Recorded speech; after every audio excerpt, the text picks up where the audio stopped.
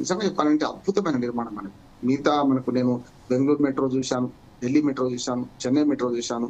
దగ్గరగా ఉన్న నా మిత్రుడు కూడా అందులో ఎల్ఎన్టీతో కలిసి పనిచేసిన వేరే సంస్థలు, హిల్టీ లాంటి సంస్థలు ఉన్నాయి. వాళ్ళతో కూడా కలిసి నేను మాట్లాడాను కూడా. ఇక్కడ ఏంటంటే మిగతా అన్ని మెట్రోలు అయితే భూగర్భ, ఎలివేటెడ్ రెండు ఉన్నాయి. మనది మాత్రం పూర్తిగా ఎలివేటెడ్ కాదు. నేను ఎంవిసి రెడ్డి గారితో మాట్లాడి మేము వాళ్ళకు క్యాలెండర్లు అవి తయారు చేసేవాళ్ళు. అప్పుడు మనకు మొదట్లో అఖిలపక్షం లాగా పార్టీల అభిప్రాయాలు తెలుసుకోవడానికి కూడా మమ్మల్ని పిలిచారు. స్వచ్ఛంద సంస్థల అభిప్రాయాలు కూడా తెలుసుకున్నాను. అప్పుడు నేను వారితో సమావేశం 2 సార్లు అయినా. వాళ్ళు చెప్పింది మనకు మన రెడ్డి గారు ఎవరైతున్నారో మెట్రో ఎండి ఎవరైతున్నారో వాళ్ళు ఈ రెండింటికి అనుసంధానం కడతారు. అంటే ప్రభుత్వానికి అటుపక్క ఎల్ఎన్టీకి ఉన్నారు. కనుక బీఓటీ కింద తీసుకుంటే జగన్మోహన్ గారు ఇల్లాండ్ ఆపరేట్ ట్రాన్స్ఫర్ మనకు సేమ్ ఇప్పుడు మన ఎన్హెచ్ హైవేస్ అన్ని కూడా వాజ్పేయి గారు హయాంలో స్వర్ణ చతుర్భుజి ఇప్పుడు చేస్తున్నారు అట్లాగే. కనుక ఇందులో వాళ్ళు ఆశించింది 3 అనుకున్నారు. ఒకటి, ప్రభుత్వం అయితే స్థలాలు ఇస్తున్నది రెస్టారెంట్ల కోసము, లేకపోతే ఇతరత్ర కొన్ని అవసరాల కోసం కమర్షియల్ ఏరియా కూడా కేటాయిస్తున్నది. దీనివల్ల మాకు అత్యధిక ఆదాయం వస్తుందని ఊహించారు వాళ్ళు. నెంబర్ 1. అదేమైందంటే ఎప్పుడు కూడా ఫ్లోటింగ్ పాపులేషన్ పోతుంది. ఏదైనా బస్ స్టాండ్ కావచ్చు, రైల్వే స్టేషన్ కావచ్చు, ఏదైనా కావచ్చు, ఎక్కేది పోతాం, దిగి వెళ్ళిపోతుంటాం, కానీ పెద్దగా బిజినెస్ ఉండదు అక్కడ. మరి మెట్రో లాంటి చోట్లయితే ప్రతి 5 నిమిషాల ఫ్రీక్వెన్సీ కదా, మనం ఎక్కి ట్రైన్ రాగానే వెళ్ళిపోతాం అనుకుంటాం, కానీ అక్కడ బిస్కెట్ ప్యాకెట్ లేకుంటే చెప్పుల షాప్ మనం పోలేం కదా. అందుకని వాళ్ళు ఊహించినంత కమర్షియల్ స్పేస్ లో లాభాలు రాలేదు. నా మిత్రులు కూడా చాలా మంది కమర్షియల్ స్పేస్ లీజుకు తీసుకొని చేతులు కాల్చుకున్న వాళ్ళు ఉన్నారు. హబ్సిగూడ స్ట్రీట్ నెంబర్ 8 లో మాకు ఎన్టీఆర్ స్టేషన్ ఉంటుంది. ఆ మిత్రులు ఒక 2 స్టాల్ ఐస్ క్రీమ్ స్టాల్ నడిపారు. అయితే ఏమైనా తీరా చూసుకుంటే వాళ్ళకు పెట్టిన పెట్టుబడి కూడా రాలేదు. కష్టమై 2-3 నెలలు చూసి డిపాజిట్ కూడా వాపస్ తీసుకోకుండా వెనక్కి వచ్చిన సందర్భాలు ఉన్నాయి. కనుక వాళ్ళ అనుభవాలు చూస్తే మనకు అర్థమైంది ఏంటంటే మెట్రో స్టేషన్లలో బిజినెస్ సక్సెస్ కాదు. కాకపోతే మెట్రో స్టేషన్ నుంచి ఏదైనా మాల్స్, థియేటర్లకు, మాల్స్ కు పోయే అక్కడ మాత్రం సక్సెస్ అయింది. ఇప్పుడు కూడా నడుస్తున్నాయి. అది. రెండోది ఏంటంటే పార్కింగ్ మీద ప్రీ పార్కింగ్ మనకు మొదటి వాళ్ళు ఒప్పుకున్నది.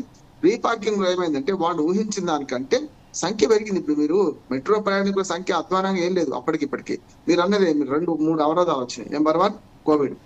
ఫస్ట్ స్టార్ట్ అయినాక 2014 తర్వాతనే కదా మొత్తం పూర్తి స్థాయిలో మెట్రో పూర్తి అయింది. ఇప్పటికి 7 కిలోమీటర్లు పూర్తే కాలేదు. ఎంజీవేస్ నుంచి పొలకనుమ దాకా పూర్తే కాలేదు. కనుక 72 కిలోమీటర్లలో మనకు వచ్చింది 65 కిలోమీటర్లు, 66 కిలోమీటర్లే ఇప్పుడు నడుస్తున్నాయి. ఒకటి 30 కిలోమీటర్లు, అది 30 కిలోమీటర్లు. ఇది ఏది మన ఒక 6 కిలోమీటర్లేమో జూబ్లీ నుంచి గౌరీగూడ మన బస్ స్టాండ్ వరకు. అంతా చూసుకుంటే 72 కిలోమీటర్లు ఇప్పటికీ పూర్తి కాలేదు. కనుక ఇట్లా చూసుకుంటే వాళ్ళు రెండోది ఊహించింది ఏంటంటే పార్కింగ్ ఫీజు లేకుండా చేస్తామని. ఇప్పుడు ఏమైంది, అవసరం లేని వాళ్ళు కూడా పార్కింగ్ చేసుకుంటున్నారు అక్కడ. అది పెద్ద సమస్య అవుతుంది వాళ్ళు. దీనికి పరిష్కారం చెప్తాను. ఏం చేయొచ్చు అంటే పాసులు తీసుకున్న వాళ్ళు ఉన్నారు కదా, మెట్రో పాసులు తీసుకున్న వాళ్ళు ఆల్రెడీ ఉంటది కనుక మెట్రో పాస్ చూపెడితేనే పార్కింగ్ అనుమతి ఇచ్చారు అనుకోండి, సగం మంది పోతారు అనుకుంటా. అట్లాంటి ఏర్పాటు చేయొచ్చు. ఇంకొక మాట చెప్పి ముగిస్తాను. ఇక్కడ ఏమవుతుందంటే ఈ మొత్తం లాస్ రావడానికి కారణం నేను చెప్పిన ఫ్లోటింగ్ మన బిజినెస్ నడుస్తుంది అన్నది ఒకటి. రెండోది రేట్లు పెంచుకునే అగ్రిమెంట్ కూడా ఉంది వాళ్ళకు. కానీ ఇప్పుడు దాదాపు 13 ఏళ్ళు దాటింది మెట్రో రైలు స్టార్ట్ అయ్యి మన దగ్గర 13-14 ఏళ్ళు అవుతుంది. అంటే తెలంగాణ రాకముందు మొదలైన మెట్రో నిర్మాణం అయిన తర్వాత 14 ఏళ్ళుగా వస్తుంది. 14 ఏళ్లలో పాత రేట్లు నడుస్తున్నాయి. అందుకని బెంగళూరు అనుభవాన్ని కూడా మనం లెక్కలో తీసుకోవాలి. బెంగళూరులో ఏం చేశారంటే ఎప్పుడు కార్పొరేట్లు వాత పెడతారు, వాళ్లే మంది పెడతారు. కనుక 100% పెంచి ఏం చేశారంటే 90 రూపాయలు 130 రూపాయల దాకా పెంచి మళ్ళీ 40% తక్కువ చేశారు. మన దగ్గర కూడా నేను స్పష్టంగా చెప్తాను, ప్రజలందరం కూడా జమీల్ గారు మనకు స్వార్థం ఉంటది.